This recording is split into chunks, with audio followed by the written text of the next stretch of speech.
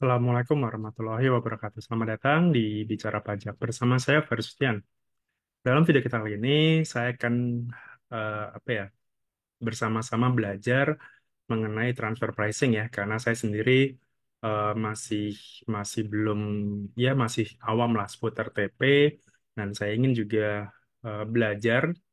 Maka cara terbaik belajar adalah dengan cara yang menurut saya membuat konten seperti ini ya. Gitu. Jadi eh, kita coba belajar bareng-bareng mengenai transfer pricing ya, mulai dari yang paling awam ya seperti itu. Nah, di sini eh, yang buat tempat untuk belajar kebetulan ORTex itu menyediakan subjek pelatihan ya, subjek pelatihan. Nah, salah satunya itu adalah mengenai TP-Doc ya atau Transfer Pricing Documentation.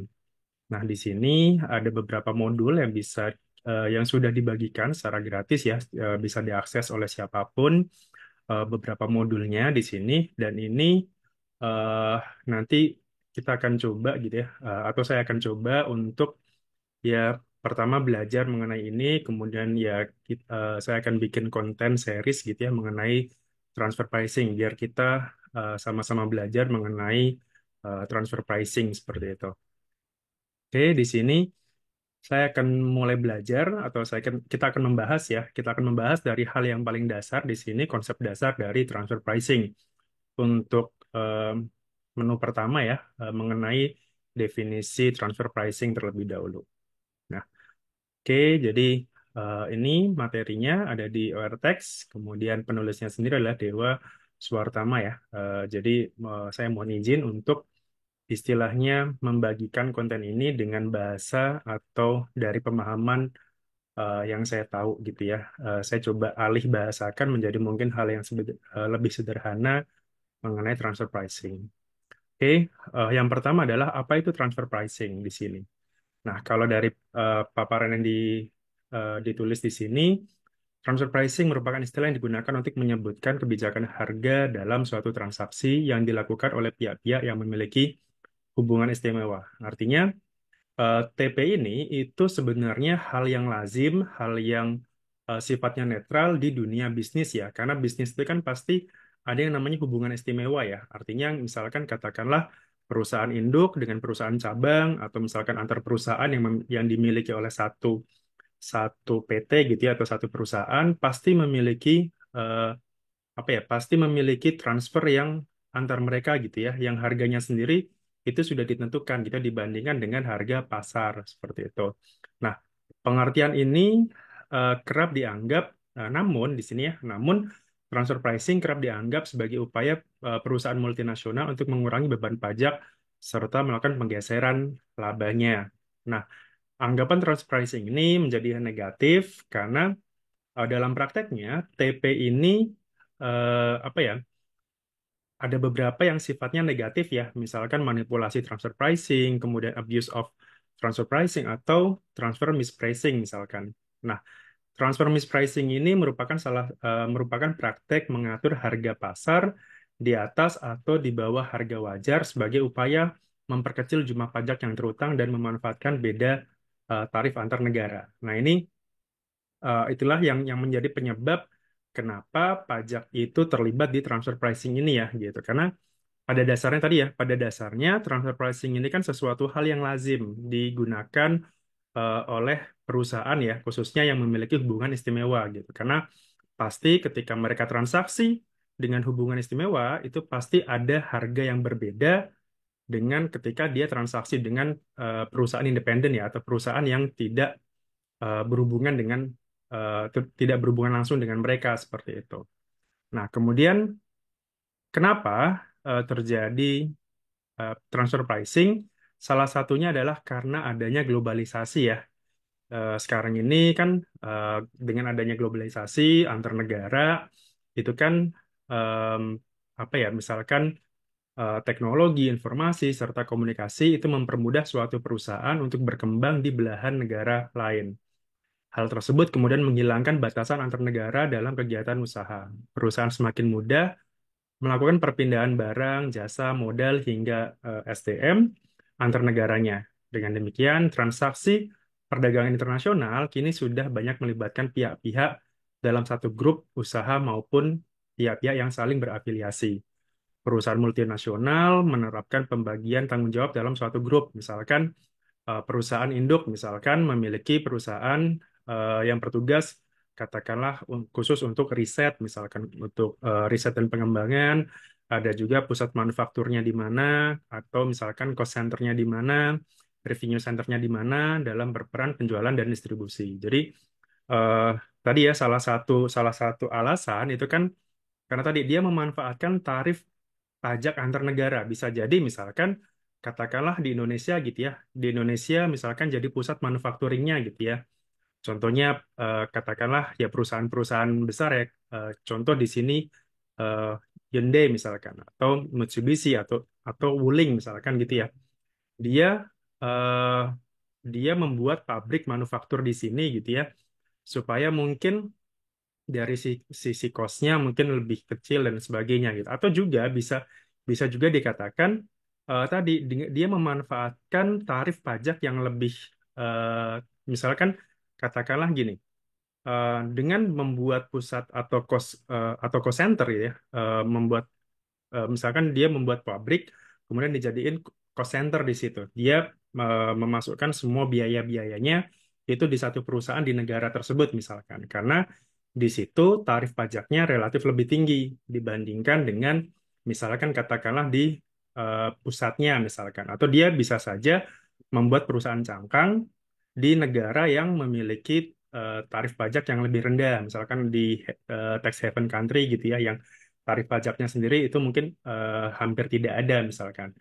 Dengan seperti itu kan artinya laba perusahaan ini akan jadi lebih tinggi dibandingkan kalau dia tidak membuat eh, tax planning dengan dia membentuk perusahaan-perusahaan yang istilahnya dikhususkan gitu ya. Ada lead banknya, ada cost centernya, ada revenue centernya, ada manufacturingnya segala macam gitu.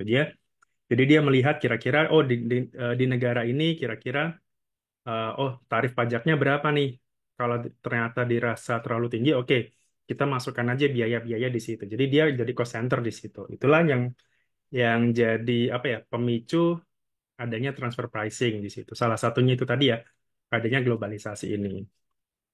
Nah kemudian di sini dengan banyaknya transaksi antar pihak yang saling berhubungan tadi, hal tersebut membuka peluang untuk mengatur harga, mengatur apa ya, adanya pengaturan harga di situ. Nah, menurut di sini Tambunan, Rosdiana, dan Irianto dalam bukunya di tahun 2022, Transfer Pricing, kajian teoritis, kebijakan, dan praktis menyebutkan bahwa pada dasarnya perilaku transfer pricing merupakan konsekuensi logis dari strategi grup perusahaan dalam menciptakan keunggulan kompetitif gitu. Jadi pada dasarnya ya nggak masalah juga ya. Jadi dalam hal bisnis, transfer pricing itu hal yang wajar karena untuk menciptakan tadi ya keunggulan dibandingkan negara lain atau dibandingkan dengan perusahaan yang lain gitu ya gitu.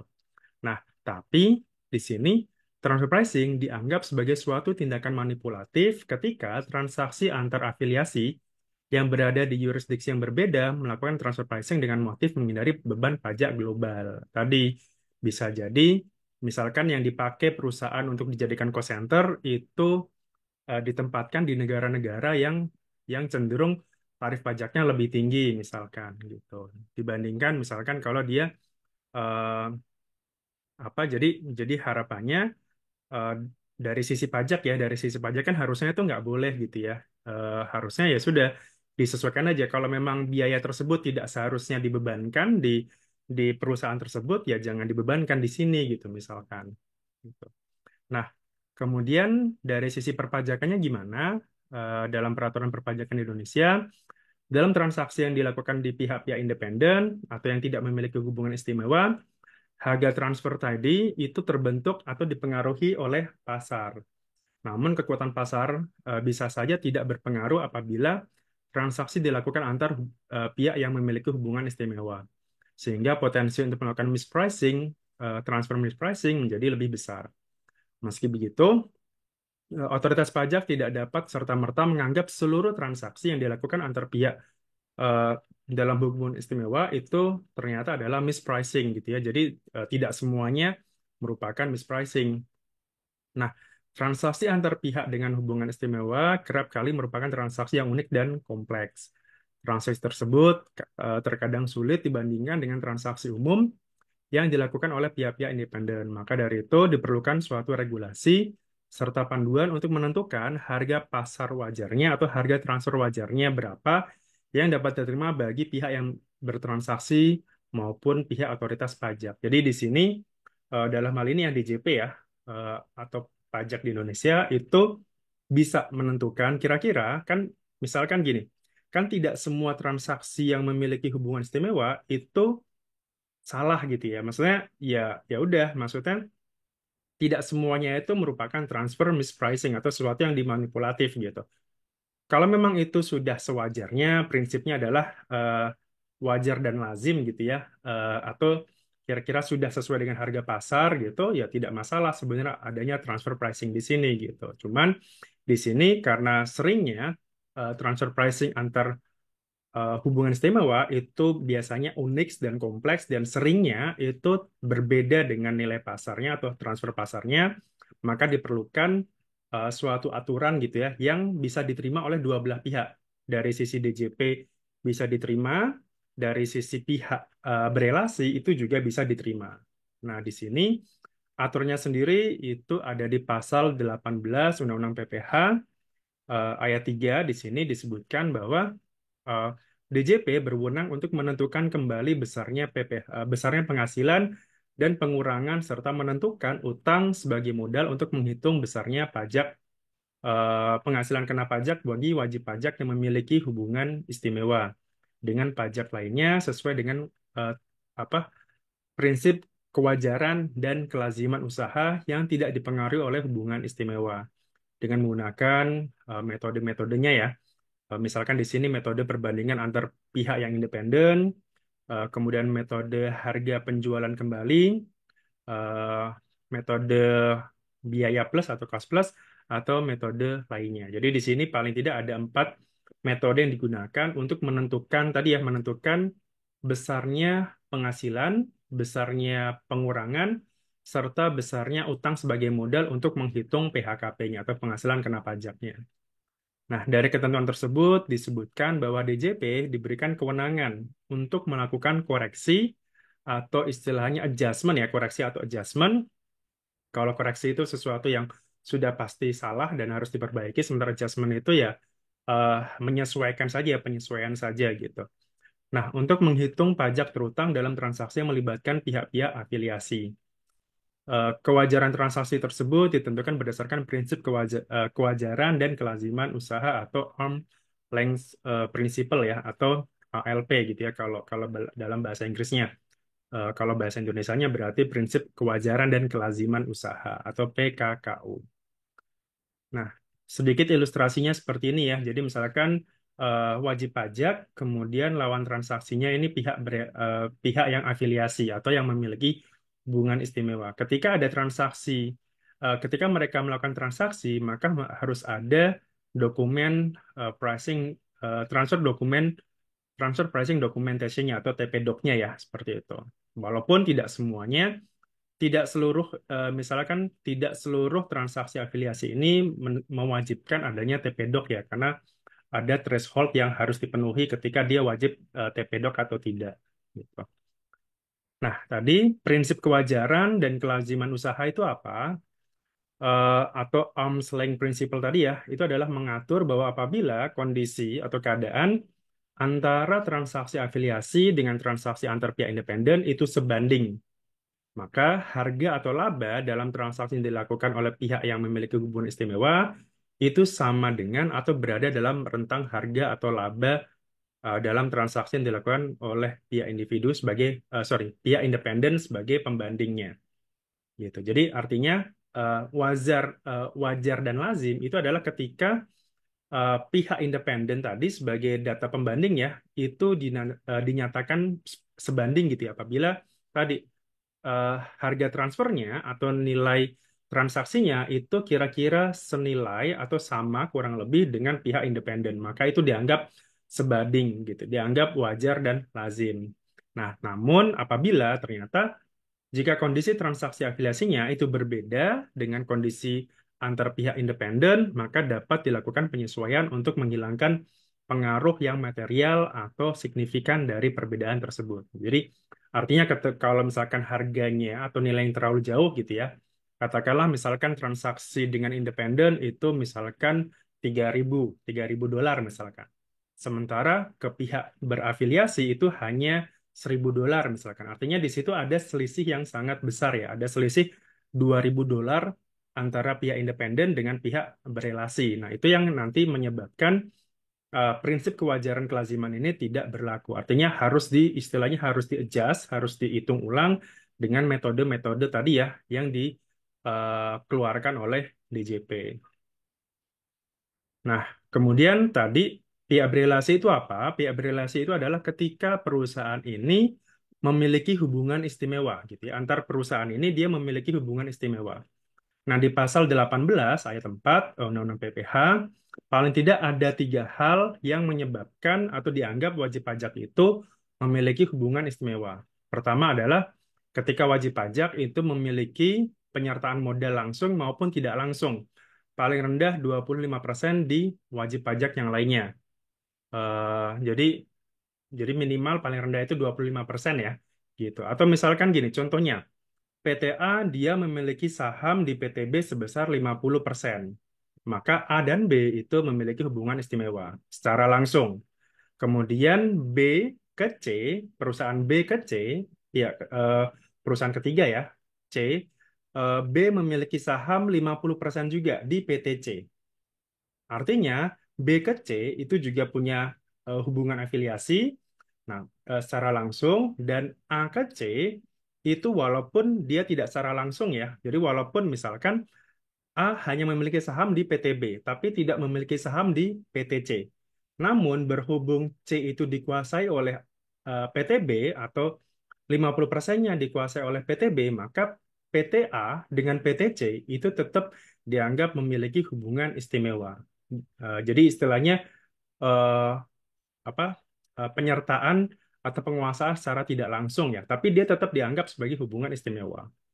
Kemudian kedua adalah wajib pajak menguasai wajib pajak lainnya atau lebih gitu ya ketika berada di bawah penguasaan yang sama, baik langsung maupun tidak langsung tadi ya. Contohnya kayak A ke C tadi itu dianggap penguasaan yang tidak langsung. Atau bisa juga misalkan dari sisi kepemilikan. Ketika ada satu orang atau satu perusahaan dia menguasai gitu ya, misalkan dia sebagai apa katakanlah CEO-nya, sorry, misalkan kayak pemiliknya gitu ya, pemilik A dan B misalkan dia satu orang gitu. Walaupun misalkan dari sisi apa sahamnya itu bisa berbeda-beda misalkan gitu. Tapi pemilik pemilik utamanya itu ada di tuan tadi gitu ya. Jadi penyertaan saham ini atau penguasaan ini itu tidak terbatas pada PT saja ya, atau perusahaan saja, bisa saja orang pribadi gitu ya. Tuan A punya saham di PT A misalkan. Kemudian A itu punya beberapa saham gitu ya di PT B, C, D dan seterusnya. Artinya Tuana ini tetap dia memiliki hubungan istimewa ke perusahaan B, C, D tadi gitu ya. Asalkan tadi ya, misalkan katakanlah dia sahamnya di atas 25% misalkan gitu. Walaupun atau juga tidak atas saham ya bisa jadi karena tadi karena dia punya PT A dan A ini punya saham di PT B, C, D, maka Tuan A ini tetap dianggap punya hubungan istimewa dengan B, C, D tadi. Kemudian yang terakhir adalah karena hubungan sedarah. Sedarah ini saudara atau semenda ya dalam garis keturunan lurus dan atau ke samping ya. Jadi kan kalau PTKP itu kan ke samping tidak ada ya. Nah, cuman kalau hubungan istimewa ini dia bisa ke samping dalam 1 derajat. Artinya apa? Ya berarti kalau sedarah ke atas 1 derajat berarti kan bisa dari orang tua ke anak gitu ya. Itu hubungan istimewa. Semenda semenda itu artinya orang tua dari pasangan kita ya, misalkan mertua gitu ya. Mertua ke kita itu juga semenda. Kemudian ke samping itu berarti artinya ada kakak dan adik ya, seperti itu. Jadi itu adalah hubungan istimewa di sini. Jadi ketika ada transaksi, misalkan saya transaksi dengan katakanlah dengan ayah saya, dengan mertua saya, dengan kakak saya, dengan adik saya, itu dianggap memiliki hubungan istimewa.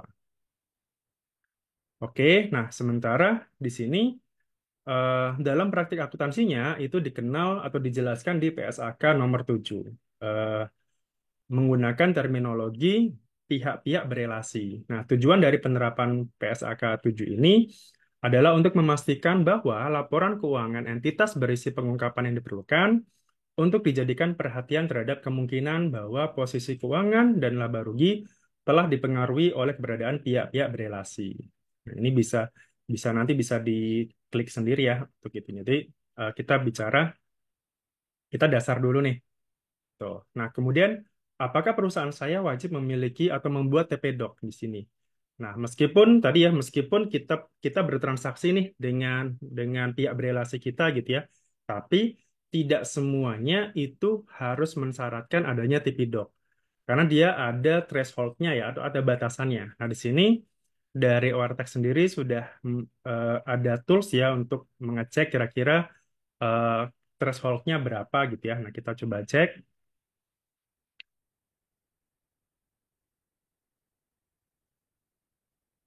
Nah, untuk threshold-nya sendiri di sini sudah ada tools-nya ya. Misalkan kita coba eh, transfer pricing kini tidak hanya menjadi isu cross border, namun juga telah menjadi isu lokal. Transaksi afiliasi dalam negeri dengan batasan tertentu kini wajib didokumentasikan dengan TP-Doc. Untuk transaksi afiliasi luar negeri, sepanjang pihak afiliasi berada di negara dengan tarif yang lebih kecil dari Indonesia, pasal 17, maka wajib pajak diwajibkan membuat TP-Doc.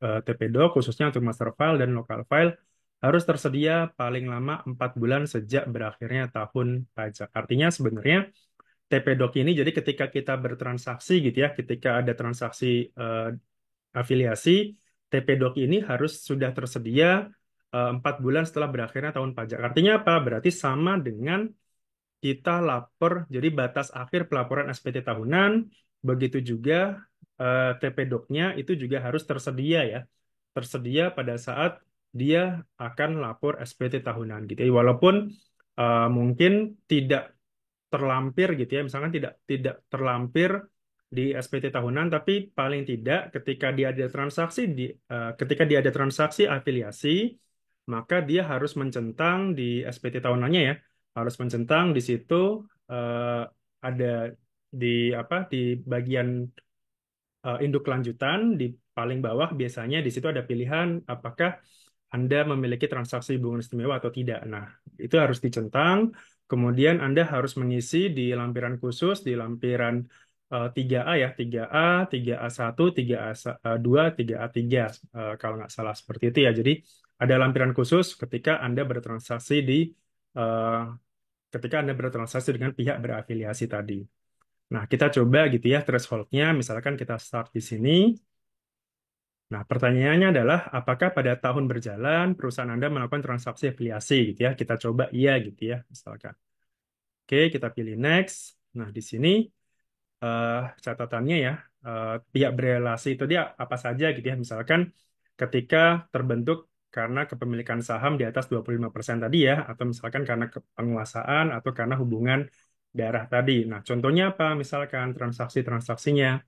Misalkan penjualan atau pembelian bahan baku, barang jadi dan barang dagangan. Pembelian atau penjualan barang modal aktiva tetap, penyerahan atau pemanfaatan barang tidak berwujud, peminjaman uang, penyerahan jasa, penyerahan atau perolehan instrumen keuangan, saham atau obligasi atau transaksi lainnya. Jadi di sini paling tidak ada eh, 7 transaksi yang bisa jadi itu berhubungan dengan pihak afiliasi seperti. Jadi kalau kalau misalkan perusahaan Anda eh, pernah bertransaksi dari nomor 1 sampai 7 ini ke pihak berelasi Anda, maka dipastikan bahwa itu adalah transaksi afiliasi ya seperti itu. Nah, kemudian apakah wajib membuat TP-Doc-nya? Nah, kita cek yang ini. TP-Doc-nya itu adalah ketika misalkan perusahaan Anda itu memiliki omset di atas 50 miliar. Jadi kalau misalkan kita pilih tidak di sini, maka dia tidak perlu ya. Jadi di sini dia tidak perlu membuat eh, membuat TP-Doc seperti itu. Jadi di sini eh, tapi kalau misalkan sorry. Ini ya, misalkan tadi kan kurang dari 50 miliar ya, 50 miliar. Tapi di sini apakah pada tahun sebelumnya perusahaan Anda melakukan transaksi afiliasi barang berwujud lebih dari 20 miliar? Artinya di sini yang ditanyakan adalah tahun pajak sebelumnya ya. Ini tadi kan yang ditanyakan adalah tahun pajak berjalan gitu. Nah, misalkan kita pilih ya di sini, maka eh, berwujud merupakan transaksi jual beli barang berwujud dari dan atau pihak yang berafiliasi. Artinya di sini ada tesnya berdasarkan wizard TP-Doc. Perusahaan Anda wajib membuat transfer pricing documentation atau TP-Doc baik itu master file maupun local file gitu ya.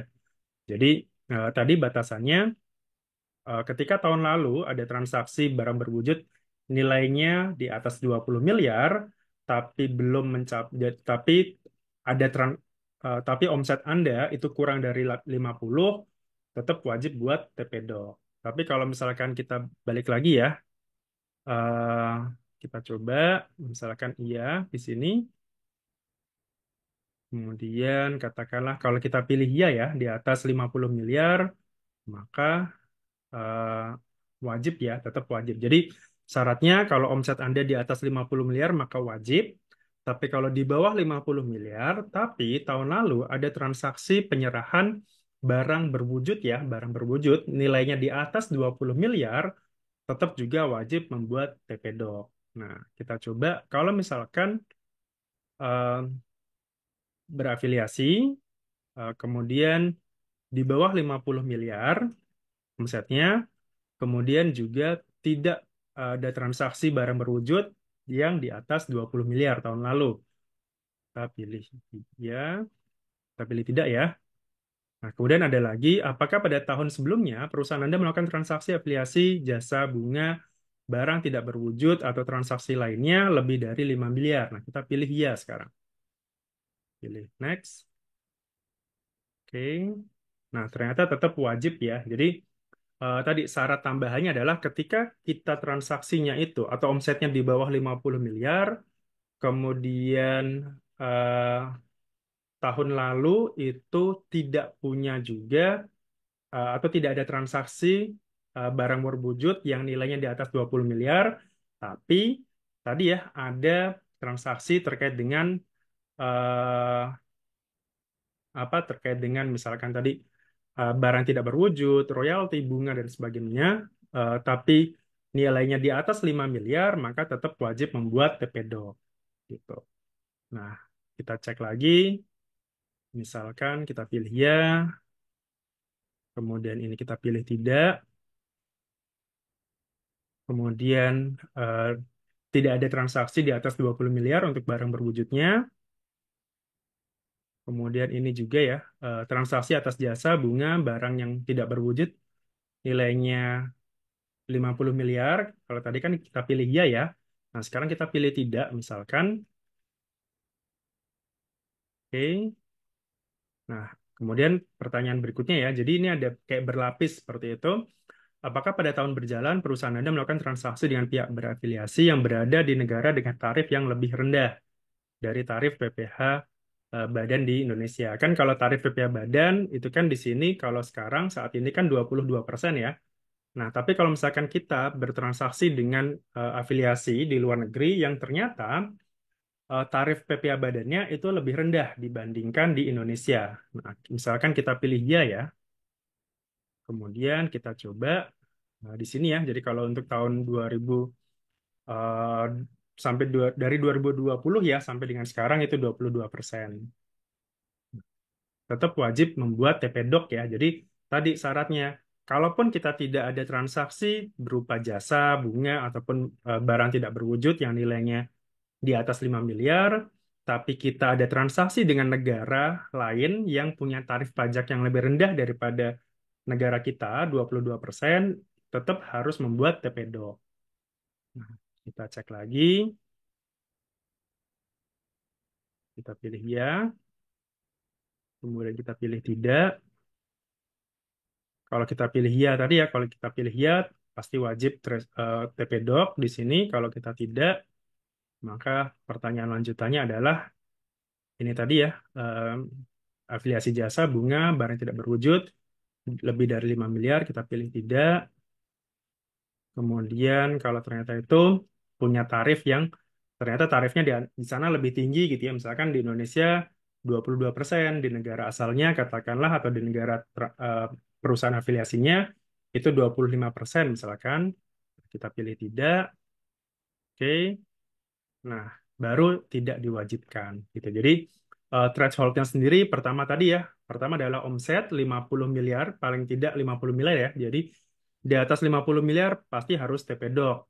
Kalau di bawah itu kita cek lagi di bawahnya tahun lalu apakah ada transaksi barang berwujud ya, barang berwujud yang nilainya di atas 20 miliar. Kalau ya, berarti tetap wajib membuat TP Doc. Kalau tidak ada, berarti kita tanya lagi berikutnya, tahun lalu apakah ada transaksi yang atas jasa, bunga, ataupun barang tidak berwujud yang nilainya di atas 5 miliar. Kalau itu, kalau ada, berarti tetap harus membuat TP Doc. Nah, kemudian kalau tidak ada, maka kita cek lagi threshold terakhir, apakah dengan transaksi tadi melibatkan pihak berafiliasi di negara yang tarif pajaknya itu lebih rendah dari Indonesia gitu ya. Tarif pajak PPh badannya lebih rendah atau lebih rendah dari 22%. Kalau ternyata lebih rendah, maka tetap wajib membuat TP Doc. Tapi kalau lebih tinggi, maka tidak perlu membuat TP Doc. Nah, TP Doc sendiri itu harus dibuat ya, paling tidak master file maupun lokal filenya seperti itu. Jadi ada dua file yang paling tidak ya, master file dan lokal file. Nah, seperti apa nanti TP Doc-nya, bentuknya seperti apa, ya kita belajar bareng lagi ya, seperti itu. Oke, barangkali itu terkait dengan TP-Doc ya terkait dengan dasar konsep dasar mengenai transfer pricing ya dari definisi transfer pricing terlebih dahulu. Mungkin bahasan berikutnya kita akan ya merunut aja ya merunut dari sini kemudian masuk ke hubungan istimewa dan seterusnya nanti gitu. Jadi mulai dari yang paling dasar sampai nanti kita coba belajar mengenai metode-metode tadi ya ada comparable uncontrolled price, resale price, cost plus, profit split, kemudian transaction net margin atau metode lainnya. Gitu. Karena saya juga sambil belajar juga ya seperti itu. Oke, demikian mungkin eh, apa ya hasil belajar saya juga ya. Jadi di sini eh, saya dalam posisi belajar, lagi belajar juga mengenai transfer pricing. Kita mulai dari yang paling basic dulu, baru nanti ya kita coba pelan-pelan untuk belajar yang lebih lanjut lagi seperti itu. Semoga saya bisa istiqomah untuk belajar TP ini ya, karena eh, pasti memerlukan waktu, tenaga, dan pikiran yang lumayan apa ya lumayan berat juga seperti itu. Oke, itu saja dari saya. Terima kasih atas waktunya. Sampai jumpa lagi di video berikutnya. Assalamualaikum warahmatullahi wabarakatuh.